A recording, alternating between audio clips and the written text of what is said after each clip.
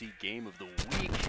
Brought to you by Under Armour on the SLC YouTube channel. We're in a lovely evening in La Jolla, California on the campus of UC San Diego for a rivalry game where the number 2 spot in the SLC South Division II is at stake. The number 2 spot currently being held by San Marcos, but with a lose today, UCSD would take over that spot and have a home playoff game next weekend. UCSD coming off a pretty tough loss at the hands of the number 1 team in Division II currently at Concordia, 20-3. Interestingly, a pretty similar result earlier in the season, March 14th, at Concordia between San Marcos and Concordia, to 19-4 victory. Both these teams look to be pretty evenly matched up and down the field, pretty similar numbers. Definitely some guys with a lot of pride at stake. I know San Marcos shooting for their first ever home playoff game. So we get down for the faceoff. Now going San Marcos' way. That's Ian Holman taking the vast majority of the faceoff so far this season. That's his 295th faceoff. I mean, you can't really ask for more in an evening like tonight. 68 degrees, not a cloud in the sky, perfect lacrosse weather on the West Coast. I know one thing that San Marcos talked about early in the, before the game, was making sure they could get out to a quick spot, or a quick start, and not get in a spot where they're down a few goals. I know earlier in the season they've had some trouble with giving up goals early, digging themselves a hole, and then having trouble digging themselves back out. But you have to think just about their most successful season on record, 12-4, 2-1 in the SLC South. Started the season really hot. They go back into their offense. Slakos loses the handle. Now going back the other way. Great Indian pickup with the pole. Steve Warburton.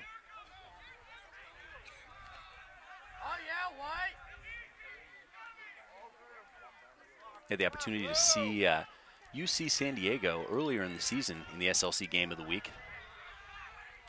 Had a really tough loss to Cal State Fullerton, 12-6, but definitely showed some heart. Couldn't quite get the offense moving in the way they'd like. But other than that game, had some pretty successful results in terms of the offense as you lose the handle there. It's David Mastro able to control it. Gets it back to DeMiller.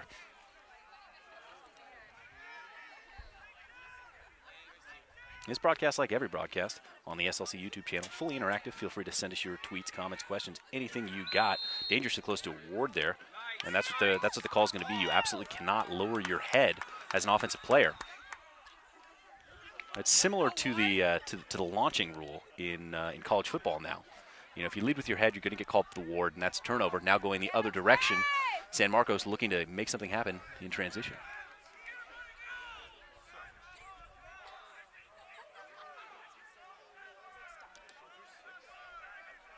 Austin Jenkins moves the ball, leading scorer.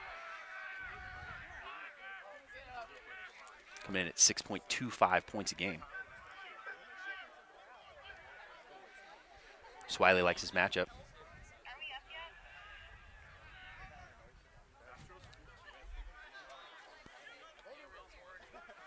It's a great take around the corner. Knuckleball as that one goes in the back of the net. Jenkins gets on the board for San Marcos.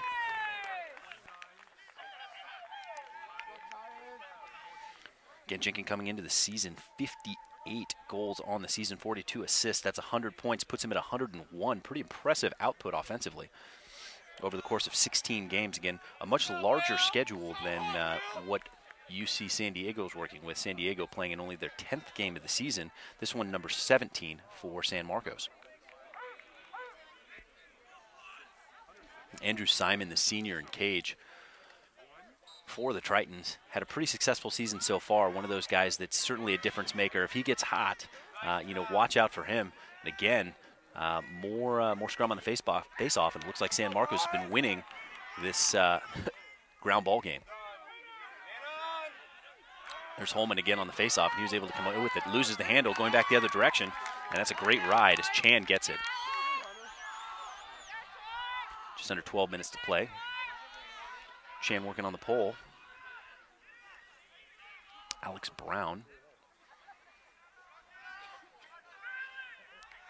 Mastro definitely one of the players to watch, along with Hirsch and Chan.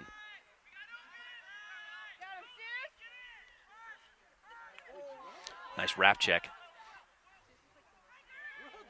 Chan takes from outside, hits one of the defenders. Big hit. Off ball. It's going to be interference call going against San Marcos.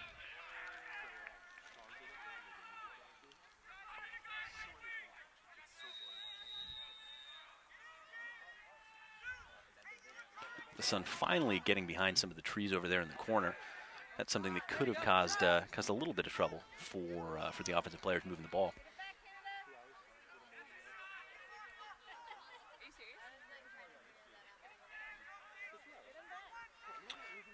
Tran definitely a player who can create some offense for himself. Defenseman nearly loses his footing, able to recover quickly. Will Mailer, sophomore, big kid. Comes around the corner, takes the shot, and that one just off the mark. It's going to stay with the Tritons.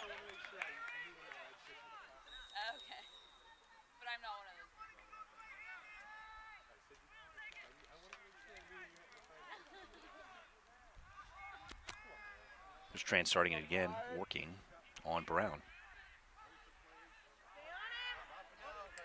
Brown overcommits, takes the shot. Hirsch is going to be able to back that one up.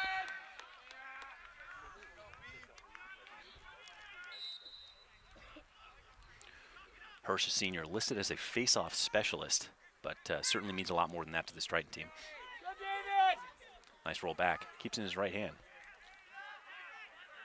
It's David Mastro. And that's going to be a push. That's great body positioning by Will Mailer.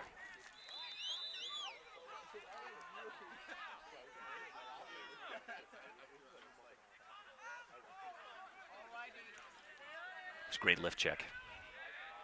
It's James Delancey, the senior LSM. That one coming inside disrupts the playing. Looks like Chan's got a line on it.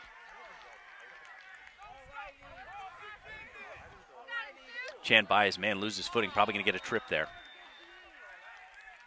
It's going to be a whole 30-second technical going against San Marcos. It's going to be the first look at either of our team's extra man units. I know in the last time we saw UCSD on the SLC Game of the Week, they struggled in the extra man opportunity, but definitely a chance for them to tie this game up with just under 10 minutes to play in the first.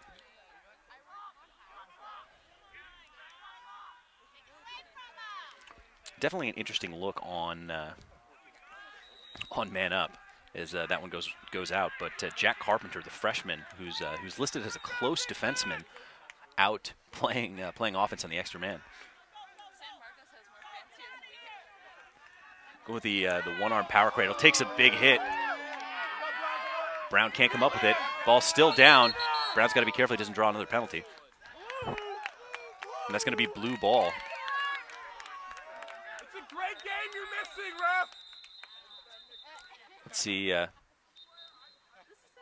As the ref's going to come together. It looks like the far ref saw something else. You tell him, David. But certainly exciting day to watch some lacrosse. We're sitting in the stands today, so definitely nice to see all the support from both of these teams. San Marcos, the local team, about 20 minutes away from here. It's a nice swim move. Looks like the officials got that one right, getting all the angles in. Tran working on Brown. Nice look inside, finds Hirsch. Hirsch takes the shot. What a save. Ball still down, picked up again by San Diego. San Marcos playing hard, but unable to get anything going defensively.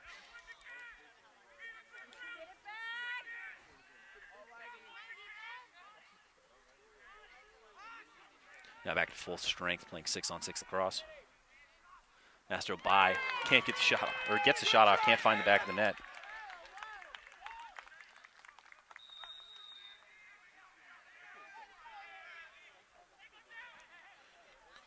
Looks like the freshman Robert Fryer in the cage. Nice rollback, takes the shot, takes 3 big hits coming across the middle. No help for UCSD.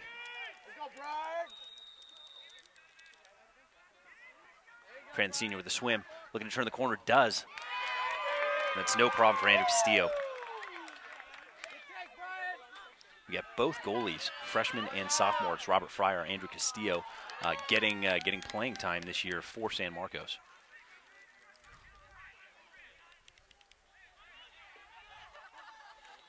But another turnover leaves the ball with the Tritons. Long possession, nearly 4 minutes in the stick at UC San Diego. Tran again working on Brown.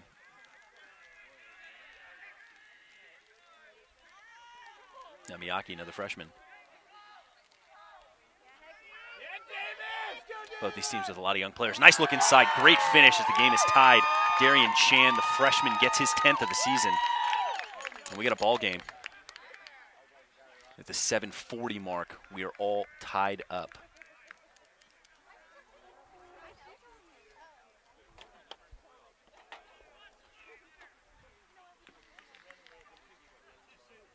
Again, this broadcast, like every other broadcast, fully interactive. Feel free to send us your tweets, comments, questions, anything you got.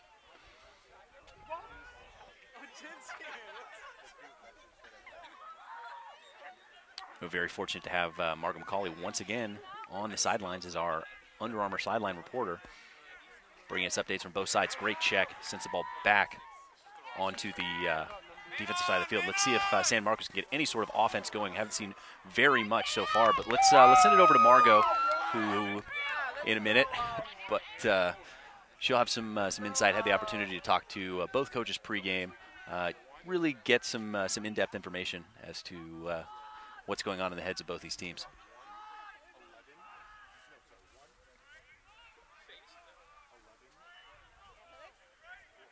It's Ian Hooks.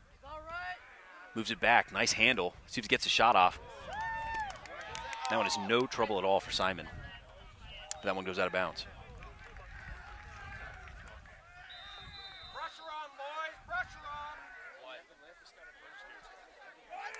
Now moving across the field, that's great stick work. Again from Jack Carpenter. You know already Jack Carpenter has a great stick playing on the extra man unit. It's a great ground ball by Harrison. Harrison has some space, overthrows the ball. It's like San Marcos has a case of the yips. As Christopher Leem gets it. Leem, one of those kind of role players for the Tritons. Senior, doesn't get as many reps as he's probably like, but he's out there picking up ground balls, playing defense. Definitely one of those guys that you appreciate having on the team. Now we're going to send it over to Margot McCauley on the sideline with more information. Before the game, I know you didn't see it, but I got a chance to talk to both coaches. Coach Albert Mann told me that everyone on their team has a little bit of a nick. They're all kind of just playing through it right now. That's the injury report from their team.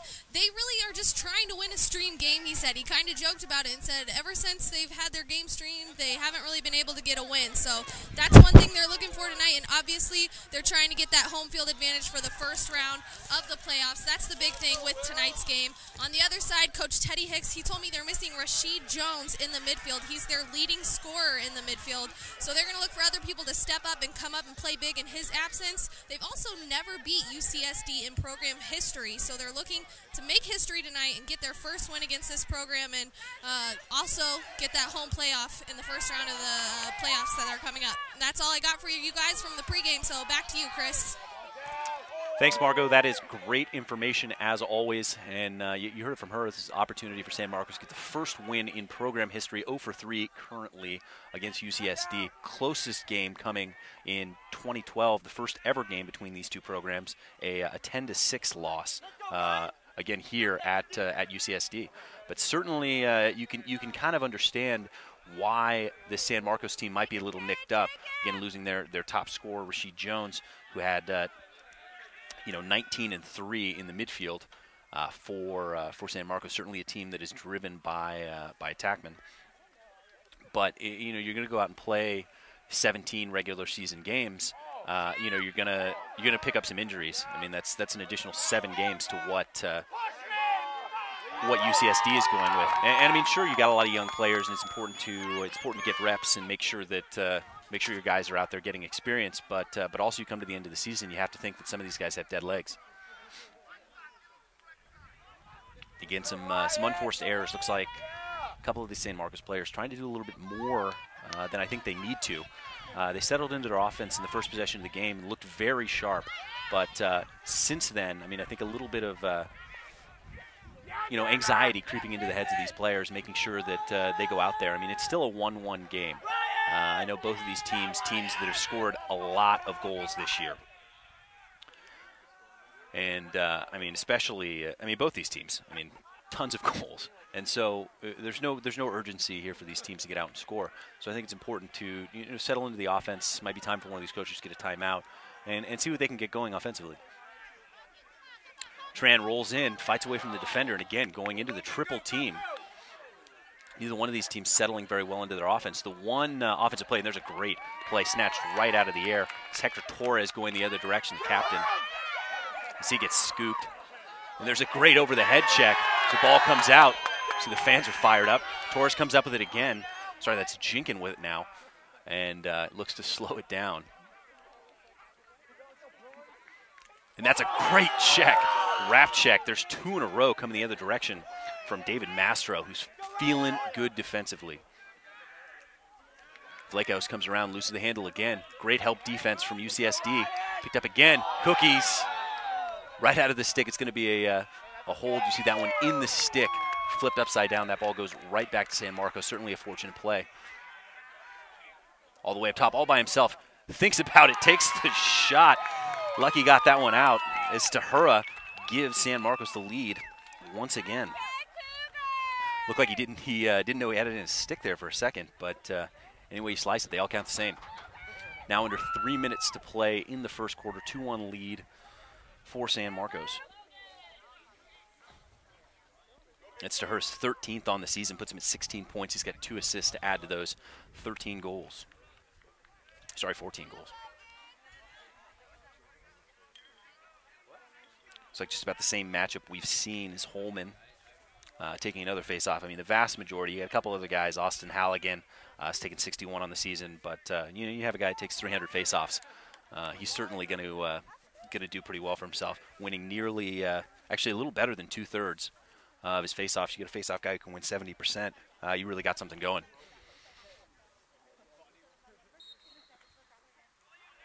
There wins the clamp, sends it backwards. There's a nice lift. Able to disrupt the ground ball. Now Delaney has it. Up to Horror. Horror with some time. Great check again. This one coming from Miyake, but we've seen wrap check. Simon way out of his cage. Gonna have to do something. There's two dark shirts chasing him down. Goes down. No grace period. Can take advantage of the quick whistle. Simon doesn't have time to get back into his cage. Nice look across. Wide open for the shot. Buries the goal as Jinkin has his second of the day. And that right there is a high lacrosse IQ play. You see them bring the ball in on the dead ball. It's a rule that changed 2 years ago where the goalie no longer has a 5-second grace period to get back into the cage. Taking the quick whistle, trying to speed the game up a little bit and make sure we bring you the fastest sport on 2 feet, and that's certainly what that looked like. And it's a heads-up play. You see it coming across. You get Hector Torres, the captain, senior, takes advantage of Simon going out of bounds. Quick start, sends the ball right across the cage to Jenkin, gets number 60 on the season. Really impressive play by San Marcos. They take the lead by 2, their largest of the game. And that's another face-off win for Holman. See these Triton fans starting to get into it. And again, there's a nice lift, disrupting that pass. Solid handle by Horror. Vlachos opts to slow it down. Might be the right move. Again, had a little bit of trouble in the settled situations on the offensive side of the ball. Could use a long possession here to give their defense a rest, playing a lot of defense so far in this first quarter as we close in on the 1-minute mark.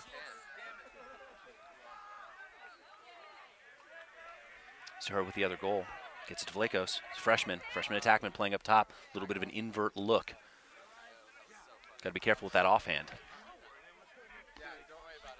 Vlachos, nice switch back.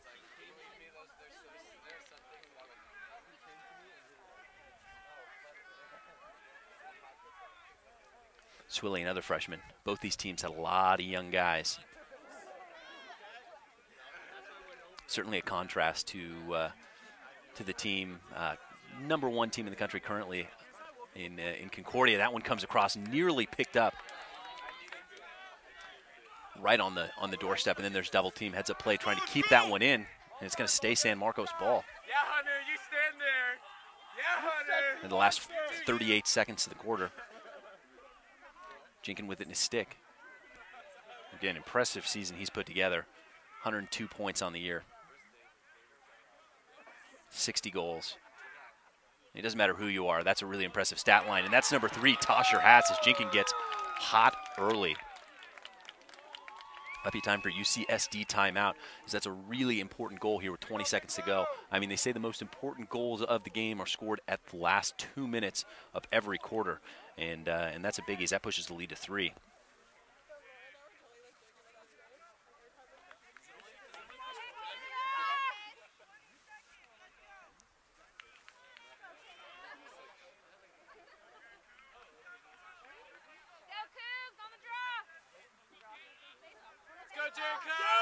Get another face-off here. You see the officials set up the sticks down. It's a rule change for this year before they put the ball in, to make sure that no one's taking any liberties with their head positioning, and kind of trying to clean up the work at the face-off X.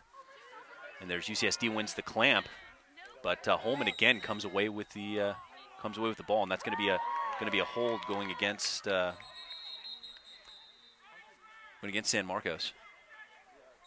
So it's going to be a warning.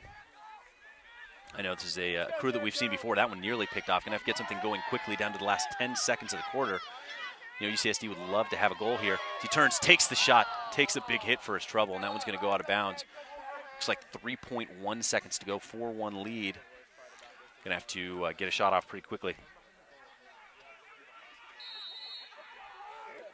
Sends the ball inside, can't find Tran, and that's going to do it for the first quarter of action. All San Marcos at the end of that quarter to take the lead 4-1. And we're going to take a minute to send it over to Margot here on the sideline. So we're going to take a quick break, so don't go anywhere. Guys, but they said that's where they're losing it. That's where they're giving up goals. Track on defense and do a better job there in the rest of this game. Back to you, Chris. Thanks, Margot. Just about ready to get underway here in the second quarter. First half of that first quarter, pretty much all Tritons on offense. Couldn't seem to get anything on the cage, but certainly had a lot of extended possession, nearly 6 minutes. Some unforced errors coming their way from San Marcos, but San Marcos taking advantage in that second half of the first quarter. There's a face-off win. Face-off's been going pretty much all San Marcos' way towards the end of that quarter. You know, if UCSD, you'd love to get a long possession here.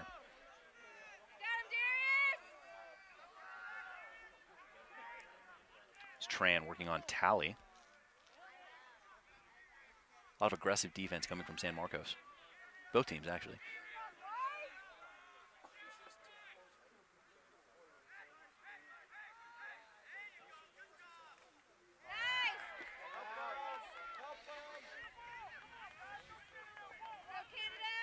You hear some of the chatter from the sideline. Not happy with the ball watching on that one. But both these teams have been playing very hard in the ground ball game.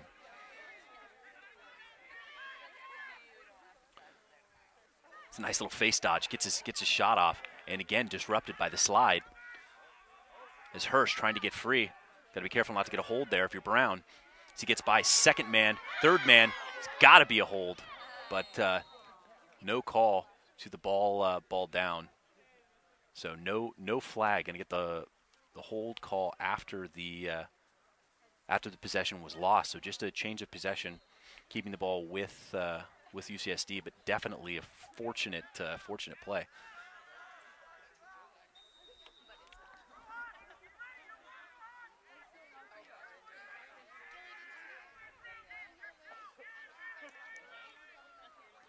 Again, Tran working.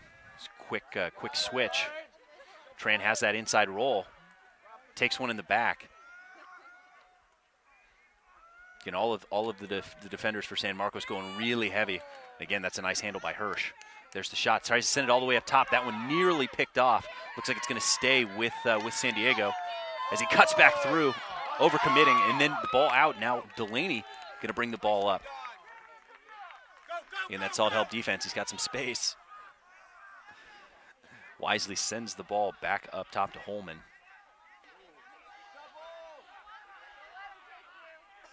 He's got to make sure to keep his hands together. Again, we've seen the refs let him play today, but a lot of potential penalties going uncalled so far in this first half.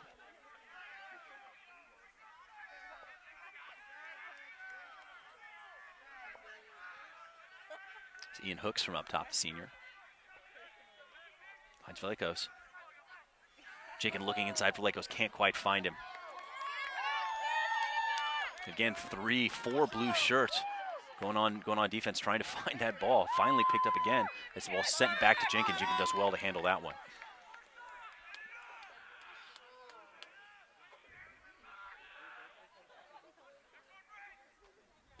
Again, Jenkins walking the ball up.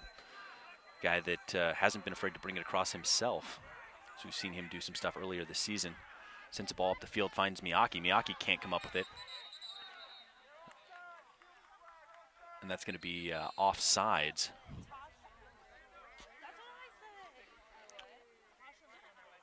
I believe going against San Marcos. Waiting for the official call. We see a San Marcos player sitting down in the box.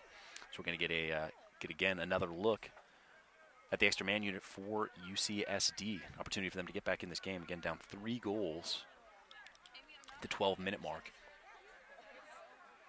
in the first half.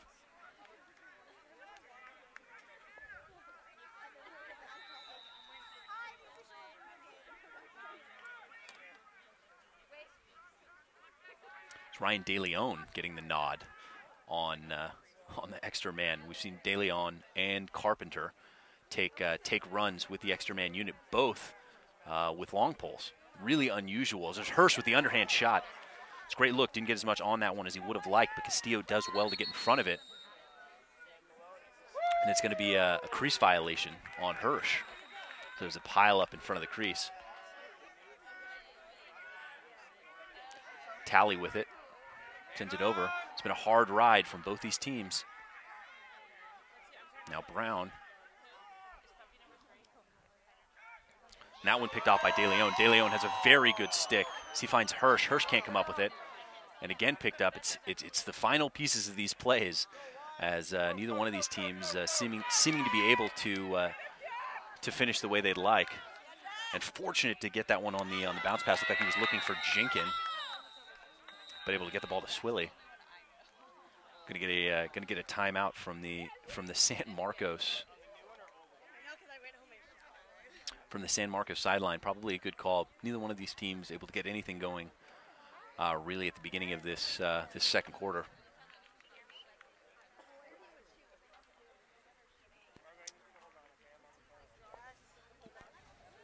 Gotten 11 minutes to go in this first half. Got a 4-1 lead for San Marcos.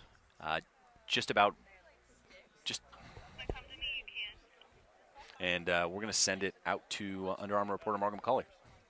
All right, guys, San Marcos called the timeout there, and their coach pulled the offense aside, and he said, guys, we need to be more patient. It looks like we're out here just trying to force it and trying to make too much happen. Play simple, play smart lacrosse, and let's get a few more points on the board in the second quarter. Back to you, Chris. And there you have it. I mean, that's just about what we'd expect to hear from the sideline during that timeout. Got to calm it down, get some more goals, in the back of the net. When they've been in the settled situation, San Marcos has looked pretty tough. I mean, they've got some pretty good individual talent. I think it's just a matter of making sure you're not trying to do too much and going out there and playing team ball. And this is a team. You got guys that's 30, 40, 50, 60 goals on the season, and it's really, really impressive what they've been able to accomplish. I mean, you got 2 guys with 60 goals on the season and 3 guys with 30 plus assists. I mean, this is a team that knows how to score, knows how to distribute. And, in the first part of this game, aside from about 5 minutes in the first quarter, I mean, they haven't looked like, I think, the team that they actually are. So, Coach wants to talk to them, calm it down, get back into their offense, and win this game and lock up that #2 seed as well as a home playoff game. So Jenkins by his man. Again, there's 2-3 guys. Somehow manages to gain control again after it's knocked out of his stick. Moves it back up top. It's Hooks. Blakos again. Blakos 1 point away from 100 on the season himself. You can see the disappointment there coming after the pass.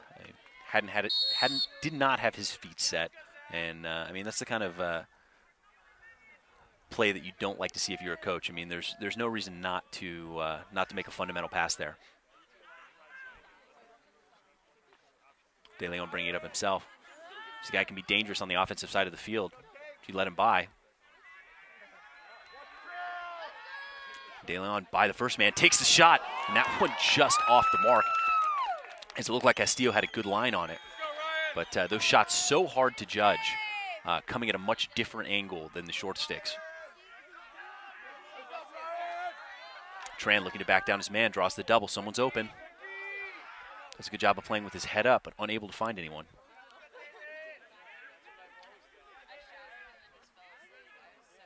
Master to Miyake. Now to Mailer. Mailer by his first man. Looks forward again, has Tran. Tran takes the shot. Again, sidearm shot, pulls it. Seen plenty of shots from UCSD, but not as many on cage as they'd like.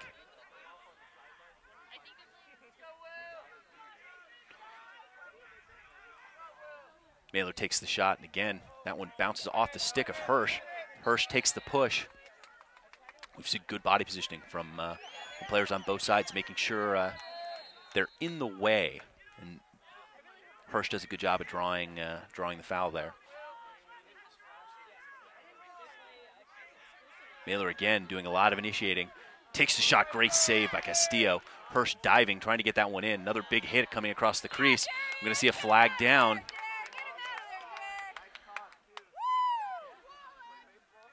See, the officials look like they might want to talk about this one a little bit, but going to be going against Tally for San Marcos. We'll see what the official call is. So it might be a legal body check. Came in a little high on that one, and I know it's something that's been a little bit of a point of emphasis for the officials this season, not only in lacrosse but in all sports, to protect the players and make sure they protect their heads. You come a little high. Even if you're grazing the helmet, you're definitely going to see some laundry.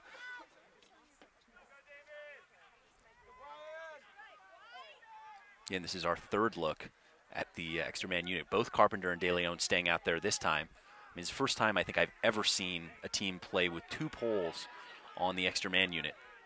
I mean, you don't have any better example of teams sending their best sticks out there than that. There's a great ground ball coming the other way. This Brown's got a... Sorry, Delaney has a lot of speed. Great look inside, and there's another quick goal in transition for San Marcos. Suela with his first on the day. Just like that, it's 5-1. Just over 10 minutes to play in this first half. San Marcos very dangerous in transition. Might be time for Coach Mann to take a timeout himself, as this Tritons team definitely not wanting to get in a big hole to start this game. Again, mentioned early in the season,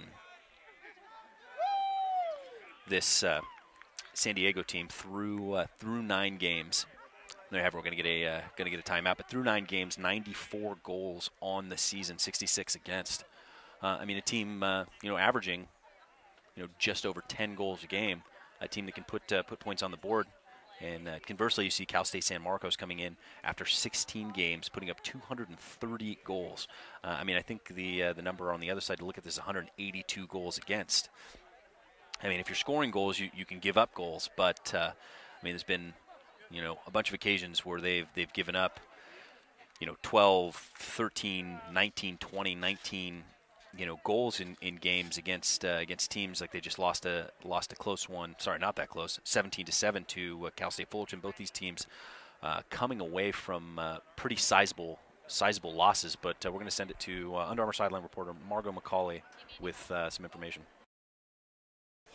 see San Diego called the timeout right there, and their coach pulled the team in and said, guys, all week we worked on shutting down number 23 and number 7 on San Marcos, and we are not doing that right now. He said for the remainder of this half, that is what they need to focus on. They need to go back to the basics, what they did all week leading up and prepping for this game, and just shut down those two guys and maybe get their offense going if they can get some stops on defense and get the ball on the other side of the field. Back to you, Chris. Thanks, Margot. And I mean, that's pretty much what you're going to expect the coach to say. Play better defense, guard their good players. And I mean, that's really what they need to go out and do. Had some pretty good offensive plays. I mean, I think you'd like to see them take some more fundamental shots, get something closer to the cage. There's no shortage of shots. They just haven't been challenging Castillo as much as Coach Mann would like. And I think that's what it comes down to. It's not the fact of taking the shots. It's making sure the shots are on the cage. And I think defensively, at least individually, they're playing a pretty solid game. It's they're getting caught in the unsettled situations, in the fast breaks or off of dead balls, and that's what's giving them the most trouble.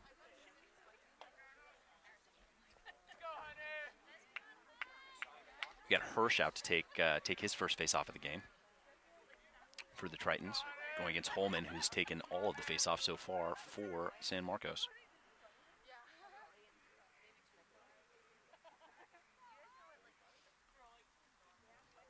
Again, the officials getting them set. It's going to be a procedure call going against San Diego. Looked like they were set for a little longer than I think either one of those guys would have liked.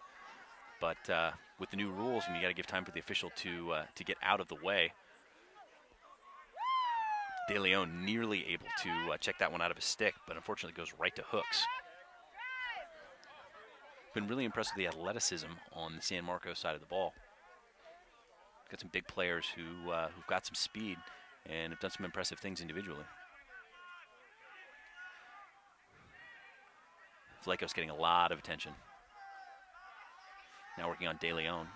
De Leon, again, probably the most athletic defender that San Diego has. Trying to come around the corner, gets called for a ward. And Leem turning on the Jets. Triton steps one to beat. There's a great poke check, knocks it right out of his stick. Leem comes in immediately, lays the lumber, gets the ball back for Tran. See from Leem, loses the handle, immediately goes out for the hit, and that's going to be a call going against San Marcos as well.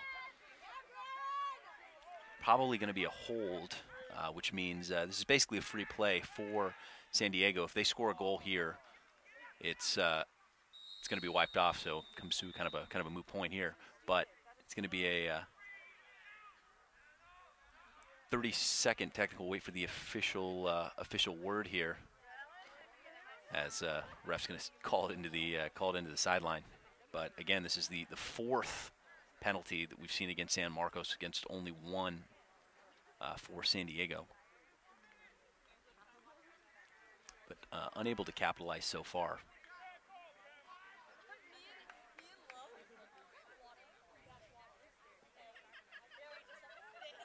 Again, San Diego coming back out there with 2 poles.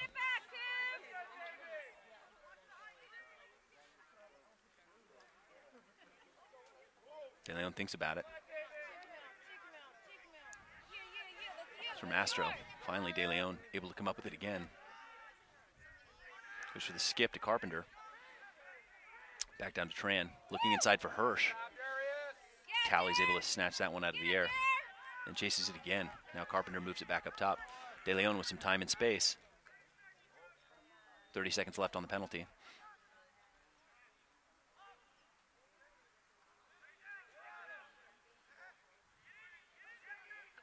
Getting a good rotation, but San Marcos doing a very good job of keeping their sticks inside. There's the shot from outside, and again, that one drills Brown as he goes down. Still down, looks like that one hit him right in the stomach. And I can tell you from experience, that feels terrible. There are very few things in sports that are worse than getting hit with a lacrosse ball, especially now the temperature's going down. I don't know how those guys do it in the snow. Take one of those in the shin or any of the meaty parts, you're gonna have a pretty impressive bruise. You know, the last 15 or so seconds of this penalty. And that was the first shot we've seen San Diego be able to get anywhere near the cage. Sent a couple of balls inside to the crease, trying to get some action. And that one again to Hirsch. Hirsch looked like he had some space. Carpenter takes the shot. Great kick save by Castillo. Ball still down. Talley's got a line on it. Able to roll that one to himself. Knocked out of his stick. Running down the sideline. Ref in the way. That's one way to do it. And then great trail check coming across the bottom. So he's got a line on it. And again, Lean goes for the hit. It's like that's going to be San Marcos' ball with the one-handed pickup by Lakos, but solid individual effort by Talley, moving the ball up the field. Loses it, but able to kick it into a space to give his teammates a shot to get that ball. And that's 4 for 4 defensively for San Marcos on man down. Impressive work.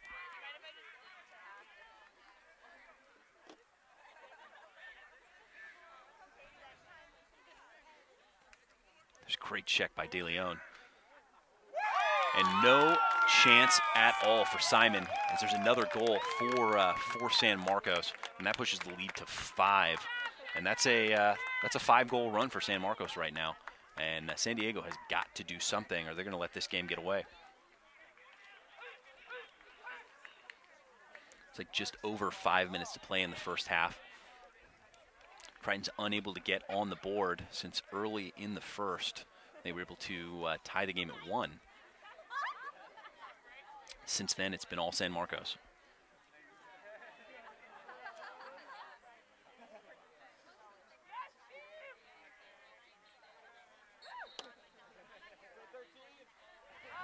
Get another face-off win for San Diego.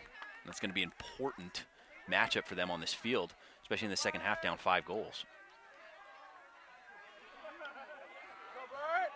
Tran thinks about cutting inside.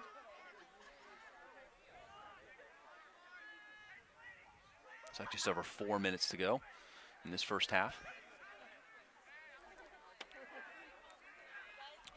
Mastro with it. Takes the shot, and there's a much-needed goal for San Diego, and you see the crowd is happy about it as they finally get on the board in this second quarter after 11 minutes. It's nearly 20 minutes of game time without a goal for the Tritons, and that cuts the lead to 5. It's 6-2. Cuts the lead to 4 now, and that's a big momentum goal. It was all San Marcos there for basically that whole second quarter, and I think some of that momentum comes back to that late goal they scored.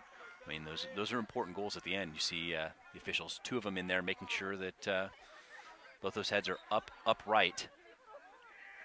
There's another face-off win for UCSD. And UCSD switching it up.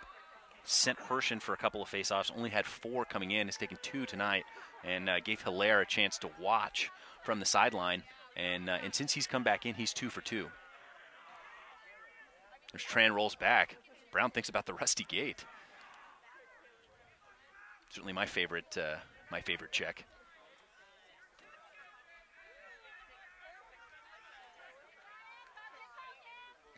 There's a nice lift to disrupt the passing angle, and that's going to be San Marcos' ball. I have to say, it is just lovely tonight. Again, we've seen hard ride from both of these teams. Castillo's going to bring it up, gets to Talley. Talley's already shown off some of his speed. Dangerous pass inside, and that one picked off by Hirsch. Hirsch with some time and space. Just has Talley to beat. Talley guesses wrong, but Hirsch loses the ball out of his stick. You can feel some of the moisture in the air coming, starting to come in. You get a ball that's even just a little bit slick, and it's going to be tough to keep that in your stick. Like maybe Hirsch heard the footsteps and got a little bit of happy feet and lost that ball. But any way you slice it, no shot. Talley brings it across. That's a heads-up play. He's able again trying to find his man, but that one off the end of the stick. And just runs out of bounds. I know this one's some of these fields where they play multiple sports are sort of tough to see. You've got men's lines, women's lines, and soccer lines all out on this field. Sometimes it's tough to see exactly where one field ends and the next begins. We've got an update coming your way from the ASU U of A game. Huge game for Division I playoff scenarios in the South, the SLC South, as Arizona State up by 1 early in that game at 3-2. I mean, Arizona team, at halftime, 3-2 Arizona State at halftime. But Arizona, a team that needs a win desperately, as they are on the outside looking in currently. A team that's ranked inside the top 15, team that has some pretty impressive wins, including a win over Chapman at Chapman earlier this season. Something that certainly doesn't happen very often. Nice flip play as Castillo brings it up. Gets it to Torres.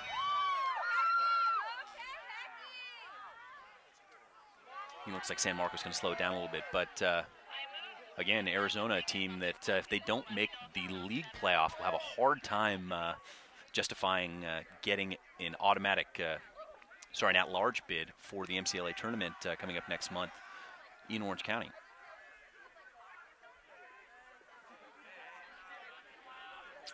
Back into Jinkin, already has 3 on the day. Closing in on the 2-minute mark.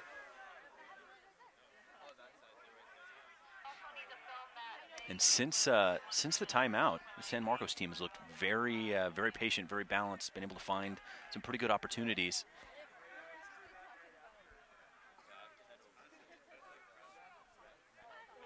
It's like Swilly likes his matchup. Freshman showing a lot of confidence here. Gets by his man, takes the shot. Jinkin looked like he got the save, but that one goes into the back of the net. You see the body language, and that's a big goal. Pushes the lead back to 5. And that was all individual effort by Adnan Swilly. The freshman gets number 35 on the day. Sorry, 35 on the season. And a very balanced player. Pretty impressive work what he's been able to put together this season in his freshman campaign.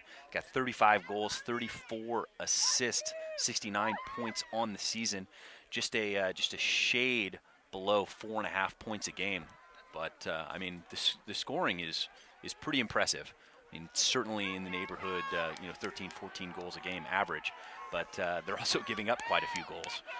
So a team that you definitely don't want to get in a shootout with if you're San Diego, and that's sort of looking like the direction it's going. Miyake looks like he lost it. Only about 5 feet left on this side. Gonna have to get it back inside. Fortunate bounce. That one goes right into the stick of Bensi. Does well to get it down to Vlachos. Seen a lot of success in kind of 1-4 tilt, where they're dodging from just below GLE, moving the rest of the players back further, forcing them to slide early or not at all, and beating the slides. As Jinkin has it, does well to keep that one in his stick, and both players go down. Vlachos trying to get inside. Nice look. That one fortunate bounces right into the stick, and there's 5-hole. As Halpert gets his first goal of the game, his 7th of the season.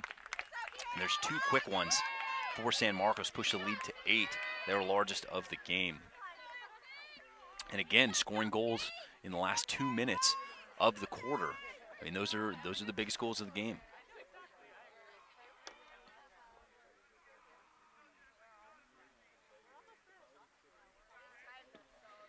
Again, 8-2, looks like 40.6 seconds to play in the half.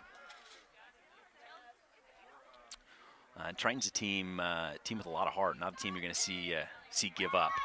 And if they can continue to win the ball at the face-off X, they're going to give themselves a chance to get back in this game. They just haven't been able to get the shots on cage.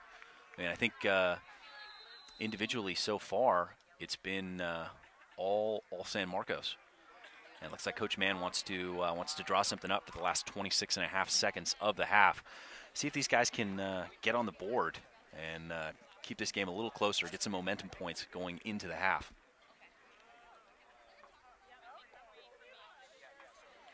I'm gonna get Marco over there listening in, and I have to tell you, I've been pretty impressed with the play of San Marcos so far. This is actually the first time I've ever had the opportunity to see San Marcos play.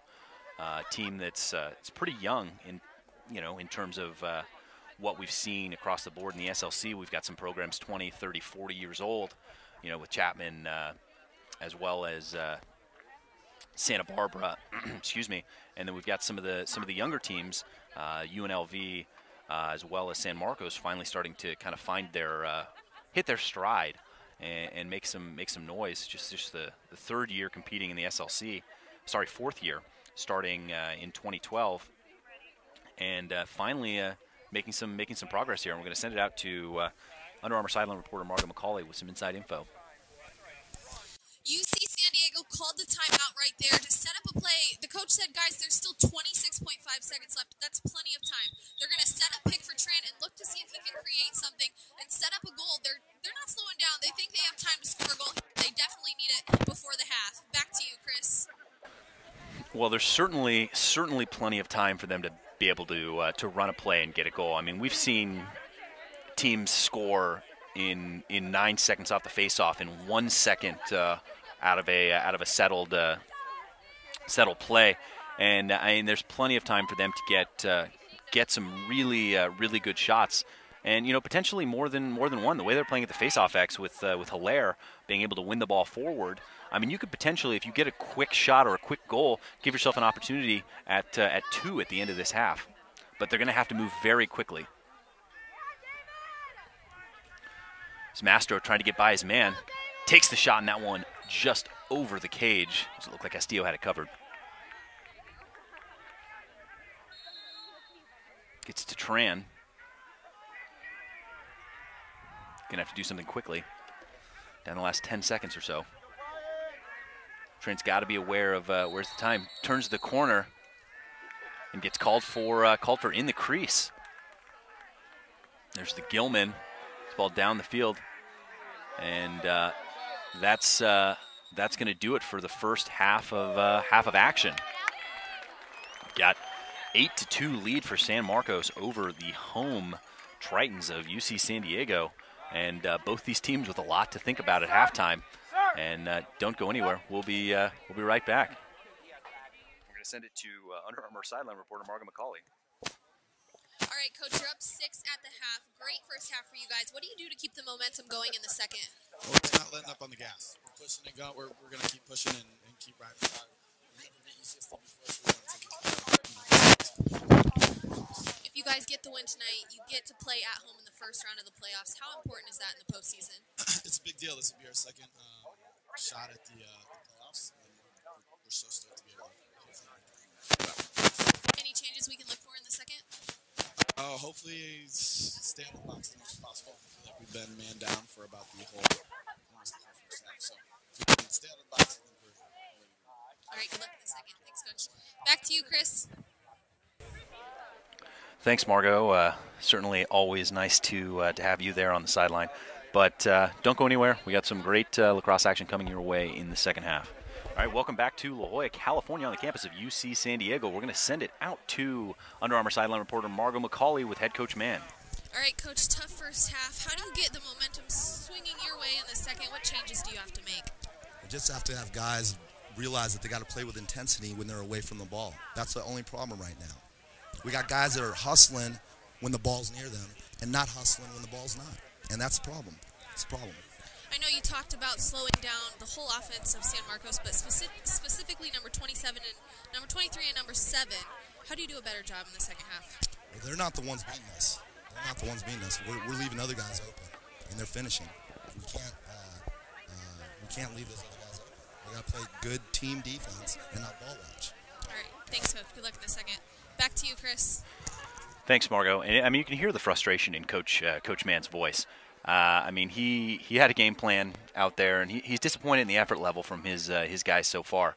And I mean, it's tough. I mean, you go out there with a game that's a really important game for the Tritons in terms of playoff position, and I mean, the effort isn't where he thinks it could be.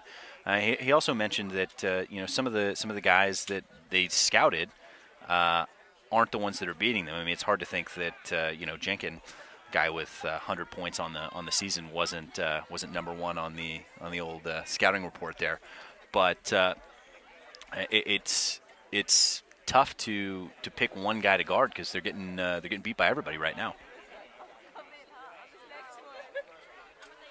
Certainly cooling right off here in La Jolla once the sun goes down. Sort of the marine layer comes in, looking for a little bit of damp air. It's a nice handle, and then loses the ball. See both these teams getting stuck in, and no one able to pick up the ball. Ball finally picked up by Holman. It's ball going by San Marcos. San Marcos gets a goal here. It's going to be trouble. That one just over the top, but does a great job over the top shot and changing the plane. That one just bounces over the top. Lots of over the top. Is basically what I'm getting at. Again, no call for the hold there, and the refs have been consistent on that no call so far tonight.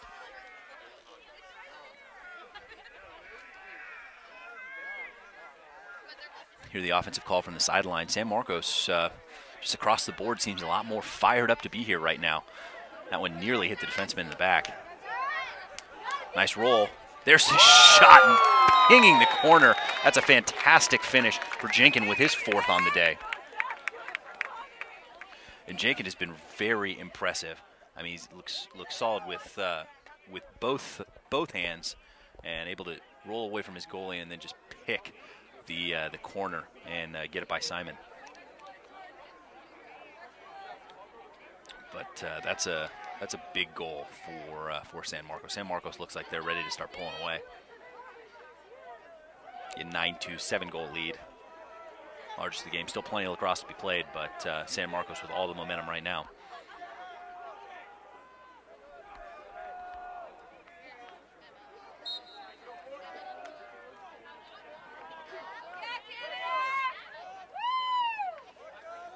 There's Holman with another faceoff win. Seems to have gotten found his way again here in the second half as he's gone 2 for 2.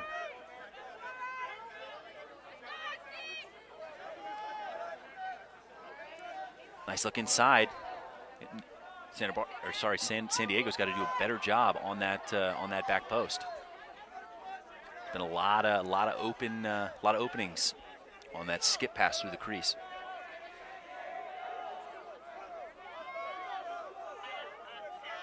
Looks like Stahura likes his matchup, has the shorty, gets by his man, gets around Jenkins, loses his footing.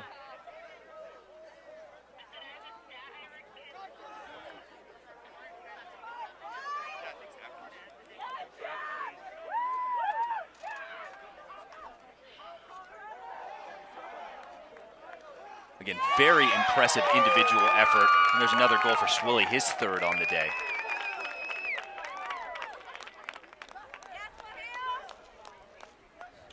San Marcos is into double digits. Not gonna lie, I was certainly expecting, teams that were more evenly matched.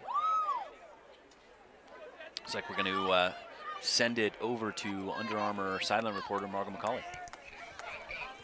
All right, guys, just a few minutes ago, we had a school record be set for San Marcos. Number 23, Austin Jenkins, set the all-time record for points in a season with 103 when he got on the board just a few minutes ago. And his mom is right over here on the sideline. She's pretty excited about it, and I wanted to get that in there and give him a quick shout-out because that's some pretty cool stuff. Back to you, Chris. Yes, certainly very impressive. He's now up to 104 on the season. And I mean, you can't really ask for more than that. I mean, those are pretty gaudy numbers for anyone, even over the course of a 17 game season. Averaging more than 6 points a game is quite a feat. It's De Leon trying to get away, and he does. See the fans starting to get fired up. De Leon splits the defense, gets inside, takes the shot. Hirsch able to pick it off. And he sends that one right into the stick of Castillo. Not sure what he was trying to do there. His Delaney now has it. He brings it across. 10-2, 11.5 minutes to play in the third. ASU pulling away a little bit, up 2 goals after Arizona tied it in that game in Tempe in the third quarter. 2-goal lead for ASU, but certainly a big game for both those clubs.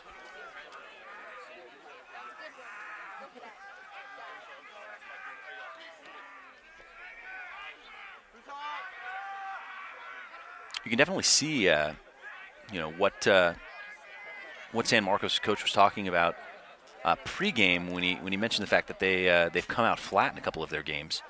Certainly, you know, a much different team for the rest of this game than we saw in the first 10 minutes of the first quarter. It looked like San Diego had pretty much all the momentum.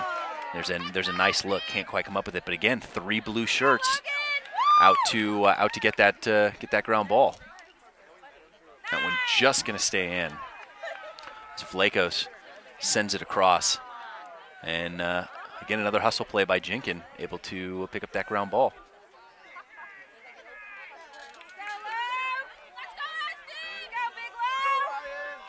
Bensi sends it to Vlachos. Working on De Leon. Turns the corner, takes the shot. And that one off the mark. We've seen a change in goal. As Tyler Lestack in for the Tritons, the freshman.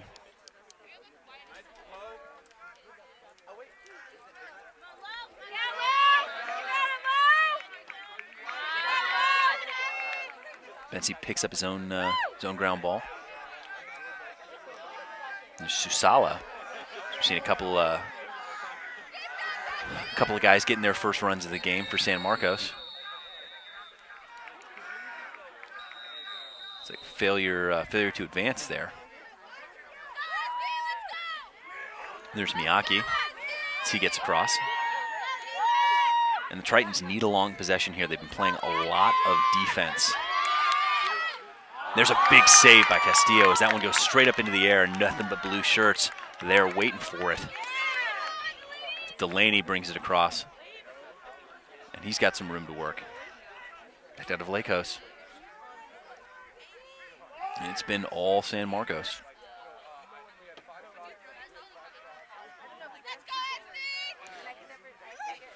It's like just over 9 minutes to play in the third.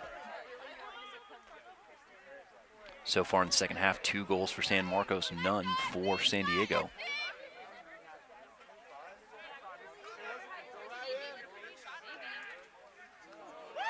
The Stack does well to get a stick on that one. Nice low-to-low take by Susala. In the corner, trying to get inside. Great individual effort.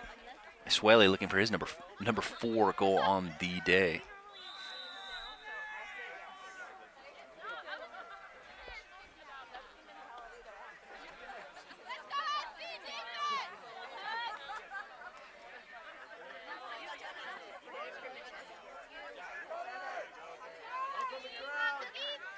Again, handle loss picked up by De Leon.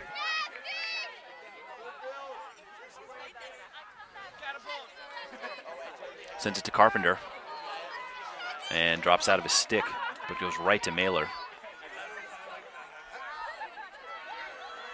And just enough moisture on the field to where it seems like it's affecting some of the sticks. There's the shot, great finish, top shelf, off stick. As David Mastro stings the corner, and that's a big goal for San Diego. Down 7, but had to get off the schneid here in the second half.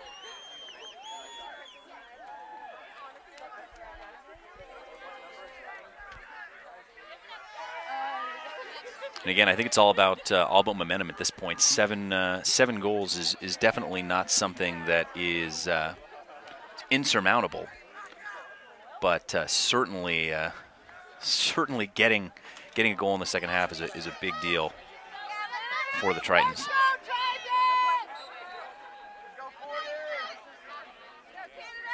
So presumably with a loss here, one of these teams is likely going to have to do some traveling.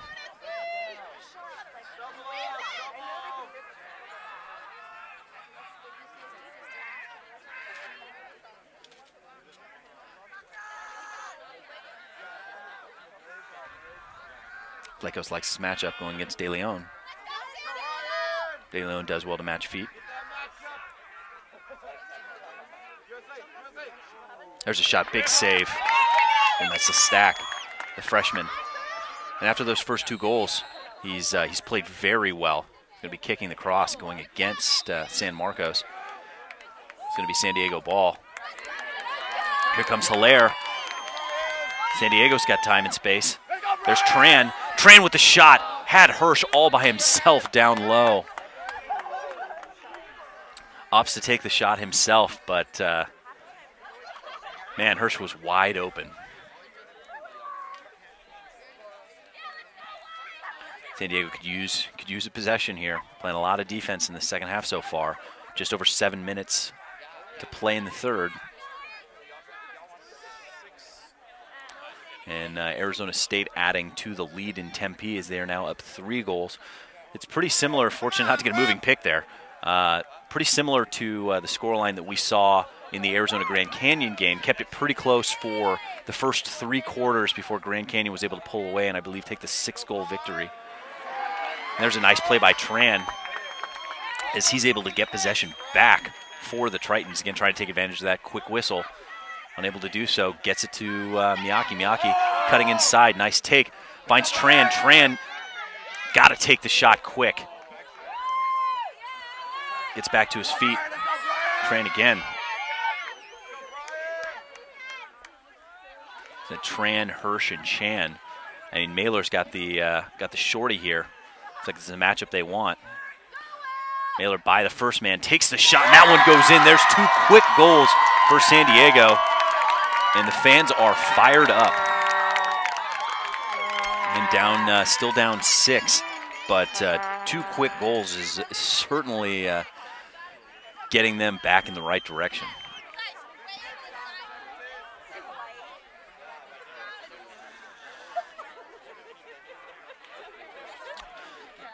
Lead now 10-4, but Triton's looking pretty sharp on offense. And lacrosse certainly a game of runs. Hilaire thought he had the clamp, but Holman gets it. He's able to run away from Warburton.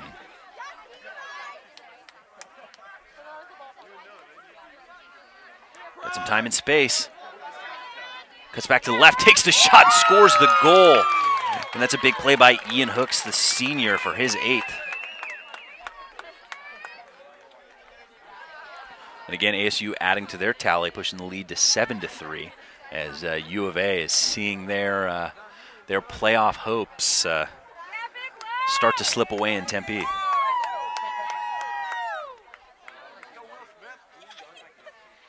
Again, the SLC North for Division I set earlier today. Santa Barbara taking the loss to Chapman, which means they will be traveling as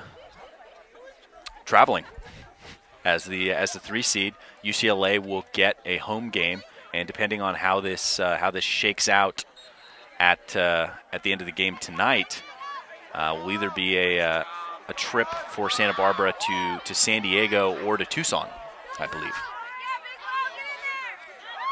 But big opportunity. I know had the opportunity to talk to Coach Allen after their game last week, and just the chance to get, and there's a great save by the Stack as he's able to go low to high, get the bounce shot from the pole. Very tough to judge. But Coach Mike Allen talking about how it's important. I mean, they went out and had a season that, for Santa Barbara standards is not up to where they want to be. They lost 11 games in a row before getting back on top. De Leon's got to keep this on the offensive side. I mean, that's going to be a push going against San Marcos. And you look at Vlachos, looked like maybe he probably didn't need to do that, as they had a line on that one. But you see, it's going to be UCSB either traveling to, depending on what happens, traveling to what looks like it's going to be San Diego State, as ASU is going to lock up that 2 seed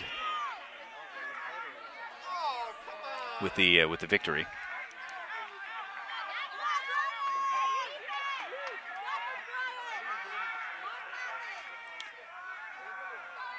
Sorry, yeah, it looks like they're going to be traveling to ASU. My mistake. Traveling to ASU as the number 2 seed, UCSB, and then San Diego State is going to be traveling to Westwood to take on UCLA, who came off a tough loss to USC, and another big hit. But UC San Diego able to get shots going, but not able to get those ones on the board. And on the Division II side of the bracket, NAU is if this is going to be traveling to San Diego to play either San Marcos or UCSD, depending on the outcome of this game, with the loser traveling to Occidental up in just north of Los Angeles.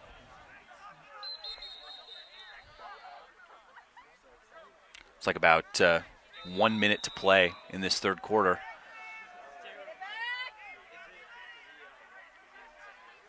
UCSD would love to get a goal at the end of this quarter. Cut the lead to 5.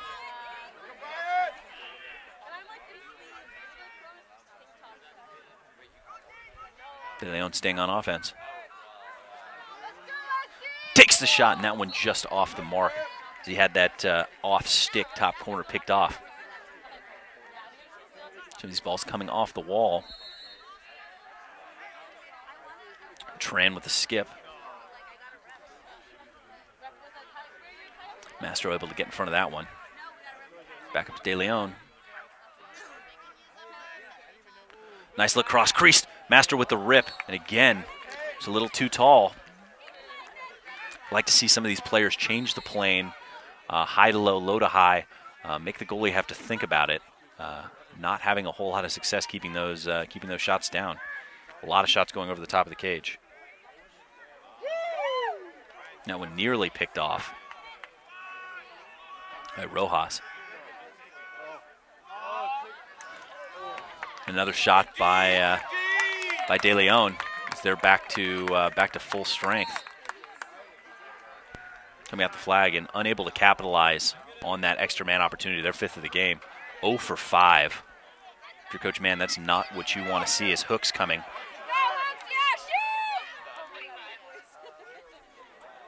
And make sure to get your tickets. And there's a shot off the mark for the SLC Championships at universe.com/SLC Championships. Again, that's universe.com/SLC Championships for your tickets. And those are going to be held, and there's a great backhand goal. I mean, that's solid individual effort for Swilly. He's got 4 on the day. So much confidence for the freshman. And that's a big momentum goal right at the end of this quarter. And Arizona State again extending their lead up to 8-3 in the 4th, at the beginning of the 4th. We got Trey Lanthier on that call.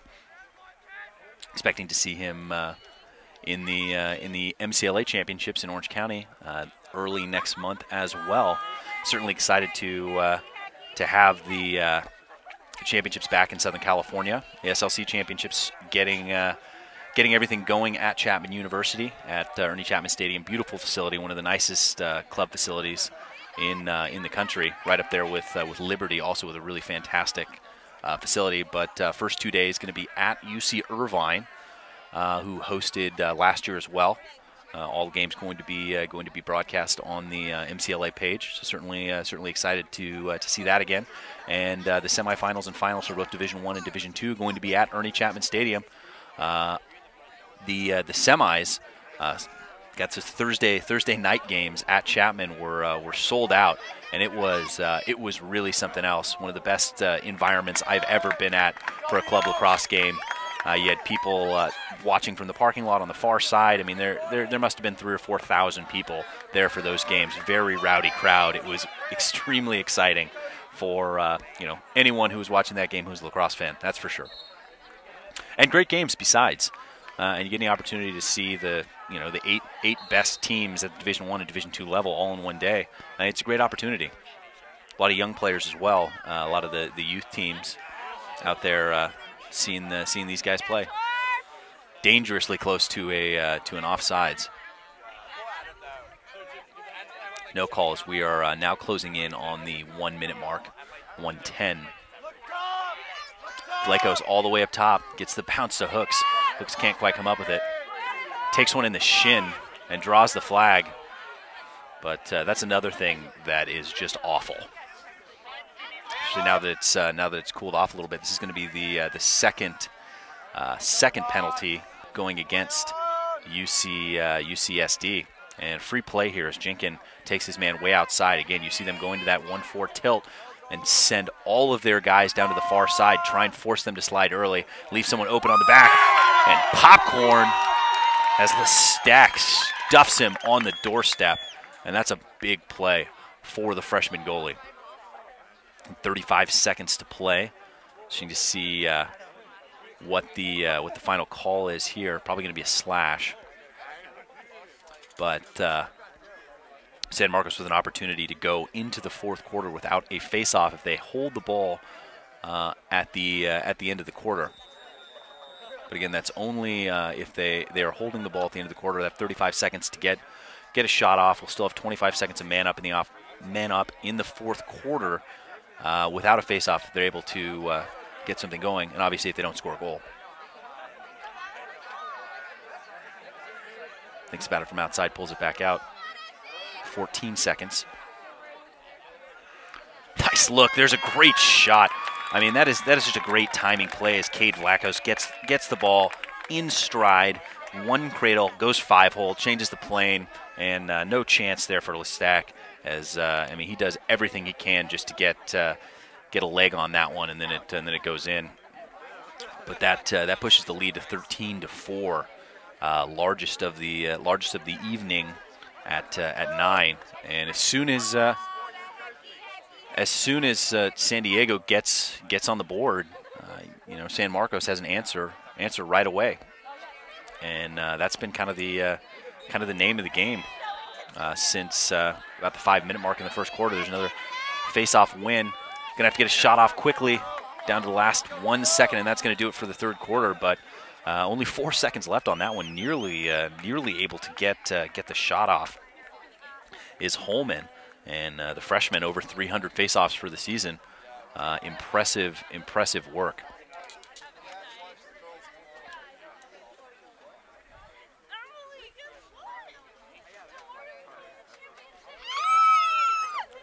I think Coach Mann has to be disappointed with how these first 3 quarters have gone. But we saw earlier in the season when they played Fullerton and lost by 6. There was no give up. They were down early in that one as well, as many as 9 and 10 goals, and were able to fight back to get that to 6. But we're going to send it out to Under Armour sideline reporter Margot McCauley. Right there listening into the UC San Diego huddle. Coach Mann obviously a little frustrated right now, but he focused on the positive. He said, guys, keep your heads up. In that quarter, we had a couple times where we had long possessions, and that was where we got the goals. And that is key in this last fourth quarter. We've got to get it together, and we've got to keep possession of the ball, move it around on offense, and look for the open shot. They're also calling a play. They're going to move into something. I'm not sure what it is. I don't have the playbook, but they're moving into a different type of formation, so they're making a tactical change for the rest of this game. He said, you guys got to be disciplined, and you've got to focus and pay attention.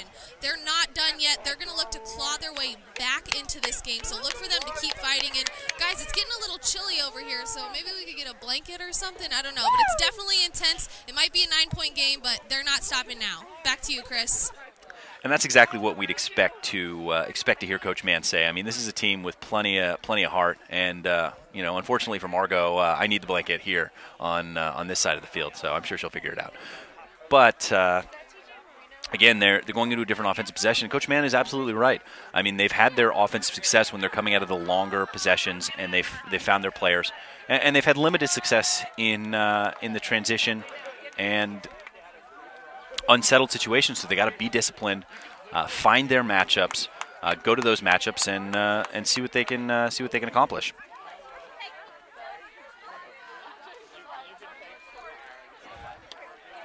But like I was saying, in the game earlier in the season against Fullerton, they went out and won the fourth quarter, and that was a game where the game was pretty much decided, but they weren't giving up.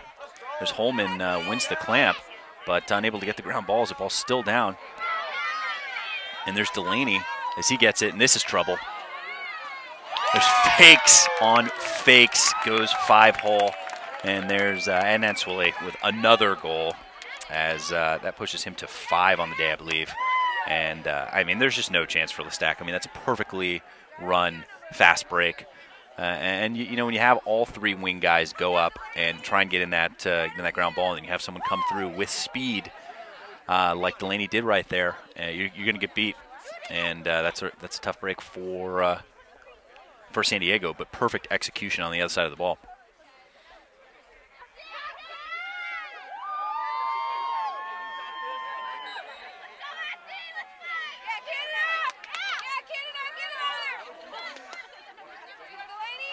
And Delaney again with the ground ball.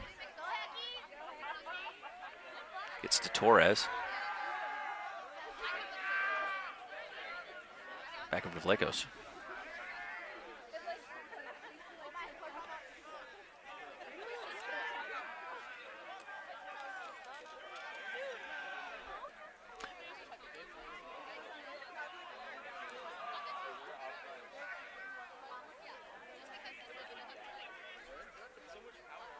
And again, another impressive individual effort. They're coming across the crease. Looks like it's going to be a offsides.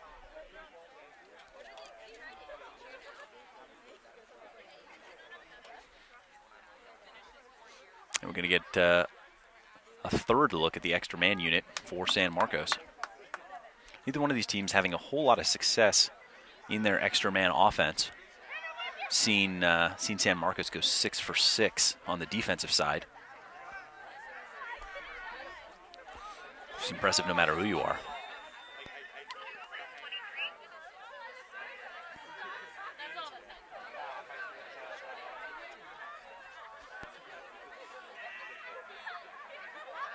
San Marcos settling in.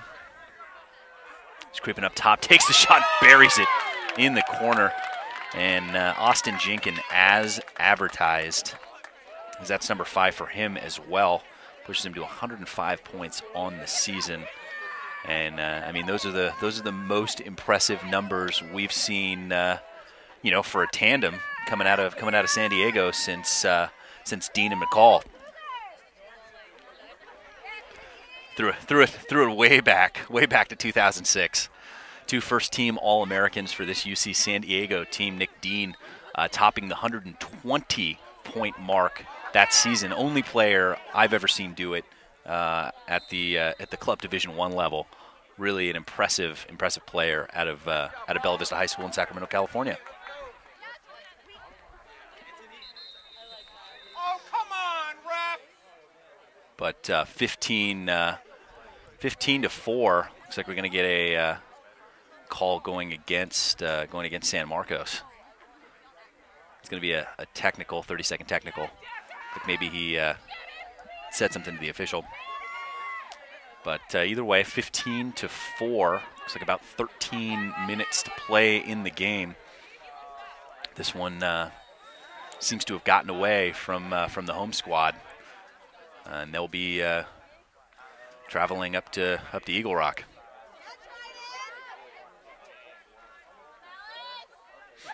Looks like now San Diego just playing for pride. But again, this is a big day for San Marcos. I mean, this is a team that's never played a home playoff game, and has never beaten UCSD. So this is a big day.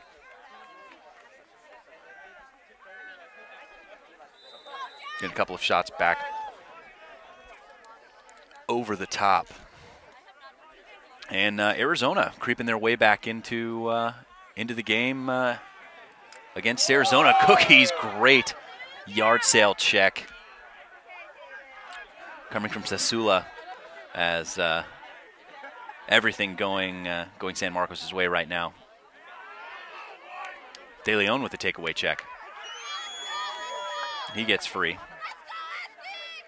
Kind of surprised not to see him stay on offense a little more. Again, playing on the extra man unit. But like I was saying, U of A crawling back into that wing, cutting the lead down to 3, still in the fourth quarter, obviously, at 5-8.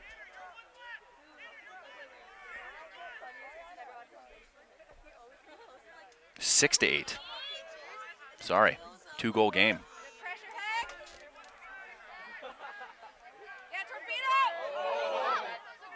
And there's Tran, loses his man, but great slide coming across the crease from Brandon Harrison as he was waiting for Tran and he could not get the shot off. Been impressed with the help defense and the effort as, again, Harrison able to come up with that one. Can't find his man, that one a little too tall. And that ball gonna go out of bounds off of Mailer, and Schenken heads up play, getting his body in between Mailer and the ball.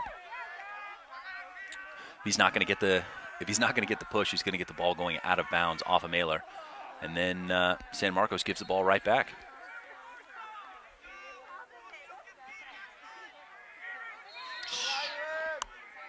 .5 minutes to play. Carpenter brings it across.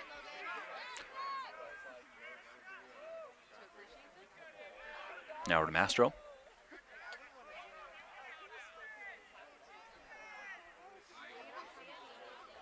San Diego going into a little bit of a different look.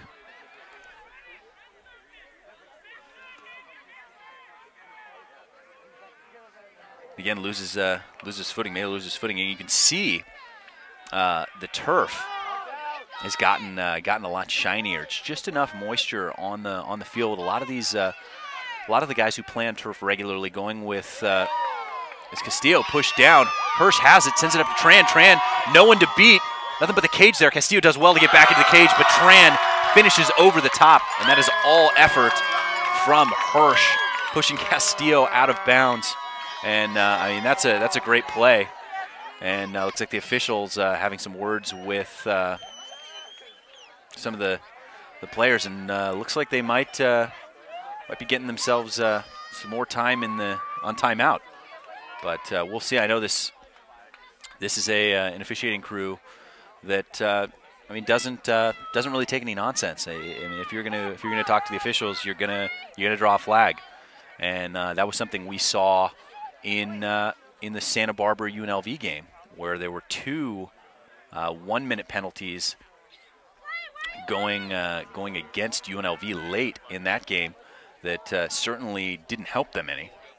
But I mean, certainly a lesson to be learned. I mean, you can't talk back to the officials, or you're going to end up without a face-off.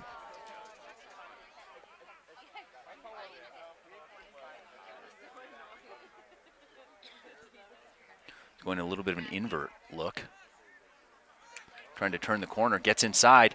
To switch hands, takes the shot, and there's 2 goals in 15 seconds for San Diego, as they're up to 6. So they cut the lead back to 9.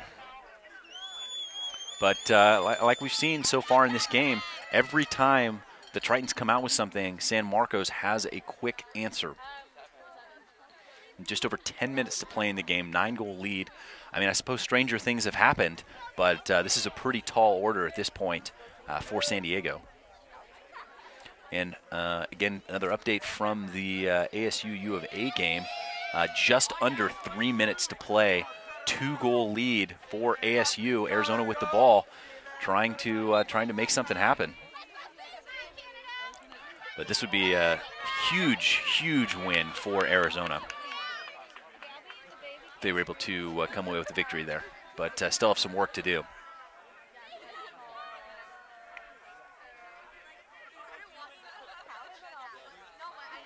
You're San Marcos, you have to think that you're going to want to take a little bit of the air out of the ball, try and steal some of this momentum, get a nice long possession. We have yet to see a timer on call for either of these teams.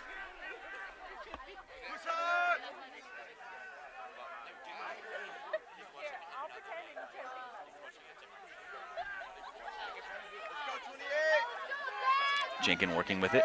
Jenkin does well off of the pick there. Fighting through a double, and he loses the handle. Again, that's the one thing, I think the one criticism if you've got for San Marcos is, you know, some of the guys, the really individually talented guys, trying to do too much. But certainly as Tran buys, man, looks to take the shot, and he does. And there's a nice lift right at the end of that shot to disrupt the shot, and then backed up by San Marcos as they get the ball back. But certainly some urgency for the Tritons. They're going to have to score quickly and often. That one goes out of bounds off the end of the stick of Harrison. De Leon over to Leem.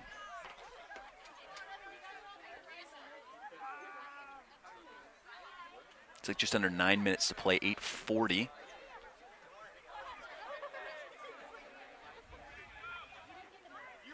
Now Peter Bennington, and we've seen a couple of guys getting their first minutes of the game here in the end of this fourth quarter. Coach Mann, committing to making some changes on offense, trying to get some other guys in there, maybe some fresh legs, see if they can make something happen. And we've seen a couple of these teams at Division II level. They've got decent numbers. Both these teams with 10 or 12 guys suited up on the sideline, ready to come in, but not going very deep into those lineups.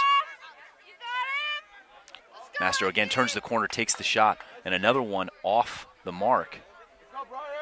And lots of shots, not very many of them hitting the cage. Castillo not having to do a ton of work, considering the number of shots that San Diego's taken. Again, Tran having the most success individually. Who's up to Miyake.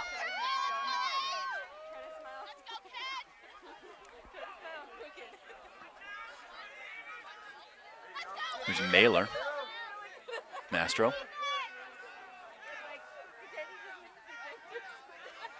Miyake likes this matchup. Again, loses his footing. Again, you see a lot of these players going with some of the turf-specific cleats.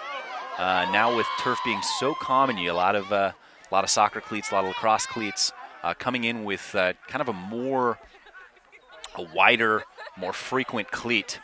Something that turf gets a little wet. You don't quite have the same grip that you're used to, and we've seen some of these guys lose their footing. And Arizona State coming away with a big goal in their game, going on right now as well. As they push the lead back to 3 as they're now closing in on 2 minutes to play in that game. And just over a minute left in that game, sorry. It's going to be a tall order for Arizona with 70 seconds left.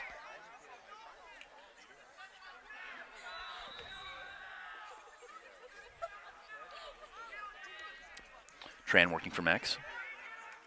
All the way up top. Mastro gets it, and he takes the shot. That one off the chest of Harrison and into the cage. Hey, when you're shooting a goal, sometimes you need a little luck. I mean, you miss 100% of the ones you don't take, and sometimes the one you do take a funny bounce and go in, and that cuts the lead to 8. But that's 3 in a row, pretty quickly for UCSD. Still a lot of work to do at 15-7, 8-goal deficit, but keeping it closer. Definitely giving San Marcos something to think about. You can definitely feel free to send us your comments, tweets, questions, anything you got to me at CMarshallTLN, as well as Margot at Margot McCauley. And we're just about ready to send it out to Margot, who has got some information from the San Marcos huddle. All right, listening in right there to the San Marcos huddle, the coach said, guys, the number one problem we're having right now is that there is zero communication out there. He said that's the one thing that they really need to improve on for the rest of this game. It's getting closer out here. They're clawing their way back into this game. It's an 8-point game right now, and he really wants his team to communicate, slow them down on offense. He does not want to let UC San Diego get another point on the board right now, so look for their defense to be a little bit more disciplined and the communication out here to get going. Back to you, Chris. Thanks, Margot. And, I mean, you see a little bit of a change in the offense there. They seem to be initiating basically exclusively from X, going from their attack, using Tran, using Hirsch, and Chan, as opposed to what we saw them do in the first half. Nearly everything came off of the dodge from Mailer up top as he was trying to create some space for himself. And then you see the cutters coming up from X and from below GLE to try and get some opportunities that way, as well as trying to feed Hunter Hirsch on the crease. And I think that they've definitely had a little bit more success in coming from X. Straight down. There you go. Get on him. It's like Holman had the clamp. But the ground ball going Hilaire's way. Here's the crowd helping out as he's able to bounce that one to Chan. And Chan loses it, but able to get it back. He's got to send it somewhere. Finally fins it up to Mastro.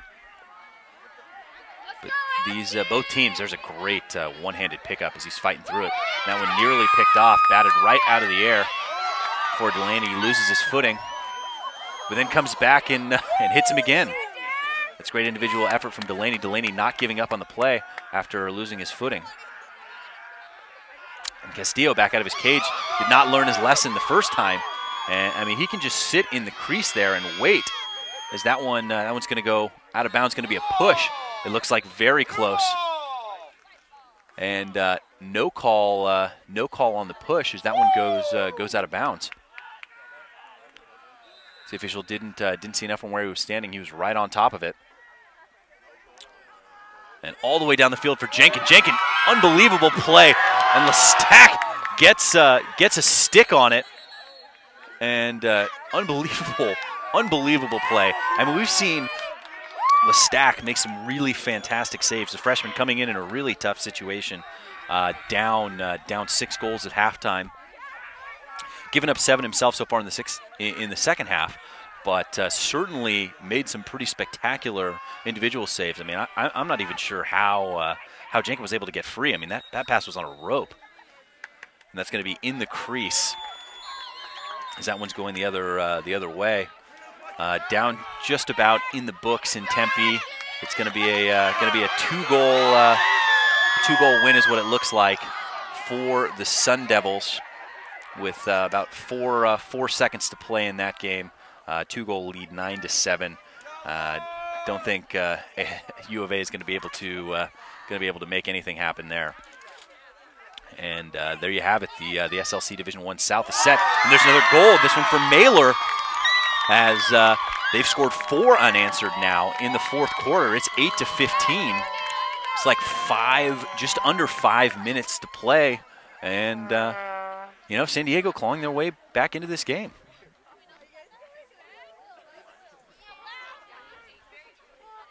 But I mean, like we mentioned earlier, I mean, San Diego team that's not going to be giving up on any plays. I mean, they made made their presence felt in the fourth quarter of that Fullerton game earlier this season in the SLC game of the week, and they're doing the same now, trying to make this game closer and see what they can do to get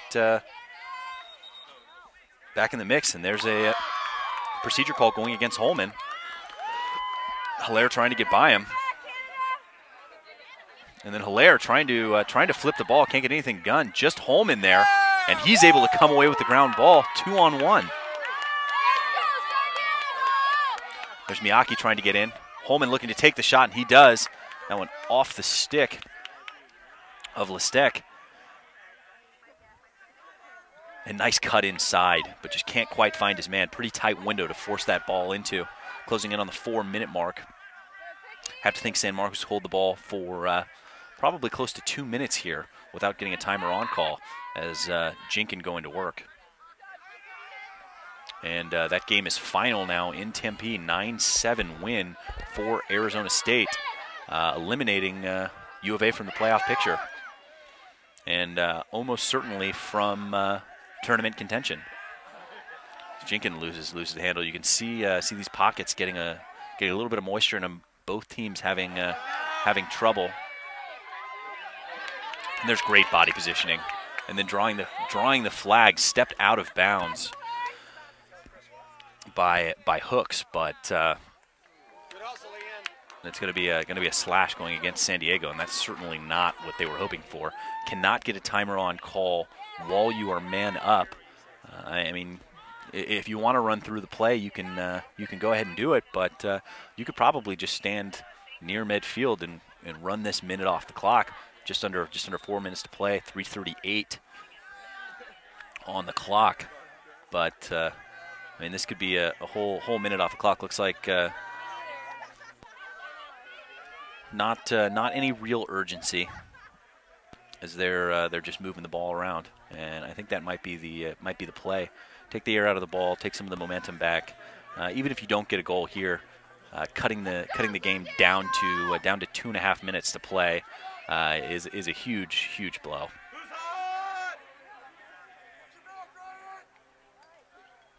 And all the way up top on that skip pass, Hooks takes the shot, and that one off the outside pipe.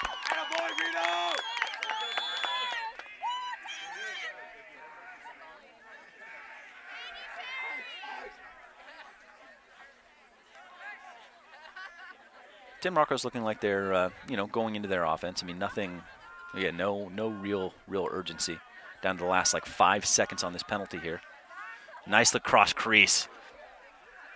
And if he's able to get Luke Horror there, I mean, that's a really good look on that play right at the end of the man up. Mastro bringing it up. Mastro by his man and into the box. He rolls away from the pressure from Delaney. Mailer from up top. 2:16 left in the game. He's working against two defenders while San Diego gets their man out of the box. Mailer gets to Mastro. Mastro does well to get that ball, dig it out of the ground. But ball staying with San Diego. Again, a shot off the mark.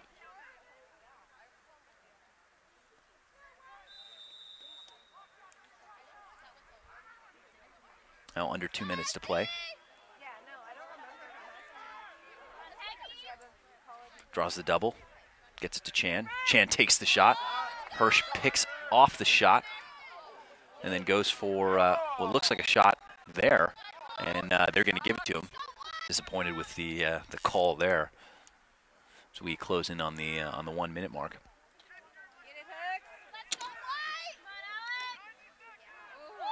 Tran away from his man, but right into three dark shirts. That ball staying with San Diego as Hirsch sends it into Chan.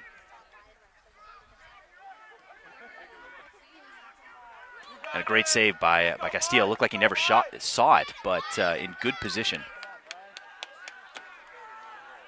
And sending it all the way down, you see 10-man ride. That one might sneak in, but nearly a goalie goal there on the Gilman.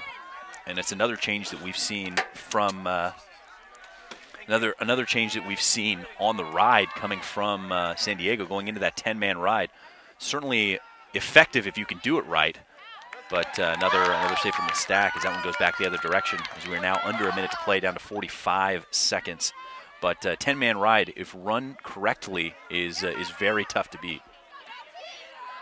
But you certainly leave yourself open for stuff like that, where Castillo nearly comes away with the goal there.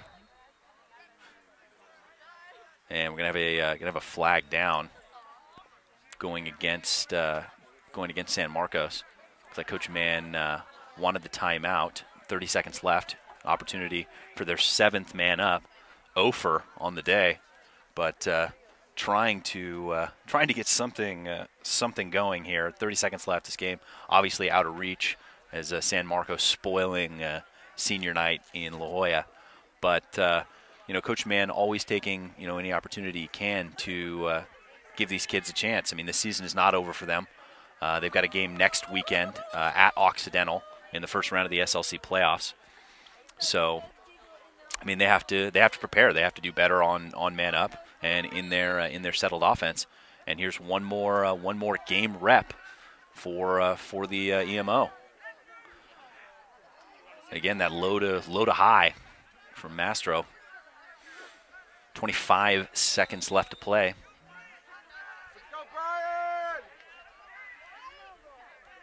Down to the last 14 seconds. De Leon to Chan. And across. Again, Mastro with the play. Castillo, no problem for him down to the last 5 seconds. He just throws the ball up. And that is going to be all she wrote here in La Jolla, as San Marcos earning their very first home playoff game and their very first victory in program history going against UCSD. And you can see they are fired up on the sideline as the teams go to get their goalies. And I have to say I'm pretty impressed with the second half that UCSD put together. It was all San Marcos, and San Marcos pulled away and never really looked back. Always had an answer for what the Tritons were doing. But I think that in the cage for next season, San Diego is going to be in good hands. Lestat coming out and making some pretty good plays, some good position saves, some good instinctive saves. Castillo not really having to make, I think, as many saves as Coach Mann would have liked him to have to make, with a lot of those shots going wide. But the saves that he needed to make, he absolutely made, and nearly came away with a goal on the day for his trouble. But San Marcos, I think, is a team that can be dangerous in this SLC tournament. They've got a lot of individual talent, a lot of firepower offensively. Any team that can put up 245 goals in a season is impressive. You've got two guys that eclipsed the century mark today in points, and I mean, I have to tell you, I'm pretty impressed with the way they look. You have to think that Concordia coming away with the league title is basically a foregone conclusion, with them being undefeated on the season and currently the #1 team in the country. Also a team that has had some quality wins in the scrimmage games, going up against teams like Whittier. Played Chapman in a scrimmage to start the season like they usually do the last couple of seasons, and for the first time they were able to come away with a victory. They've got a lot of talent with Seguin, with Fagan, and with a number of their senior players who had to sit out a season ago due to some eligibility issues. But they've got all those guys back, and they are really coming out there and looking to come away with a victory, not only in the SLC tournament but in the national championship, which would be their first. And I think it's really important to see the work that Coach Brent has done with that team. It's really impressive, the departure of longtime coach McMinn. But we're going to have the players of the game out here pretty soon with Margot. I mean, it's hard to choose just one. But team here working together. At the end, you see just everyone just putting the effort all season and before season and off season, and it just feels amazing to be the finally. Congratulations. One last guy. You're just a freshman, right? Yes, ma'am, I am. Well, congratulations. You make it to the playoffs. I know it's your first year, but how huge is this to get this for your seniors? I'm really excited that we can help these guys out. So last game, I know I want them to help me out too. I'm really proud of our team, the strides that we've done this year. I know we're going to keep doing it and get better every year. Anybody you want to give a shout out to? Maybe a lady, family member, anybody special? I can't tell about that. I want to thank my mom, my dad, and my brother. All right, guys, thank you. If you want to show, we got our players of the game. They got their shirts. They're moving forward. We're going to take a picture with them in a few minutes, but congratulations to San Marcos, and back to you, Chris. Thanks, Margot. Definitely exciting future for these guys out there. They've got some really solid individual talent, some really solid young talent, and Margot probably getting called ma'am for the first time in her life, which is it's always fun for us. But I mean, great game, and I'm definitely looking forward to seeing these guys in the SLC playoff. They're going to have a home game next weekend, going up against NAU. I think a game that's definitely winnable for them. So, hopefully we'll see them at Chapman in a couple weeks. And special thanks to all of you at home, SLC President Matt Holman, who's been running the show for us today. Obviously, Ted Bendrick, TVX Video, behind the camera, like always, doing a fantastic job. And of course, Margot McCauley on the sideline is our Under Armour sideline reporter. Can't do any of this stuff without you. Special thanks to everyone. Until next time, as always, I'm Chris Marshall. Stay laxy.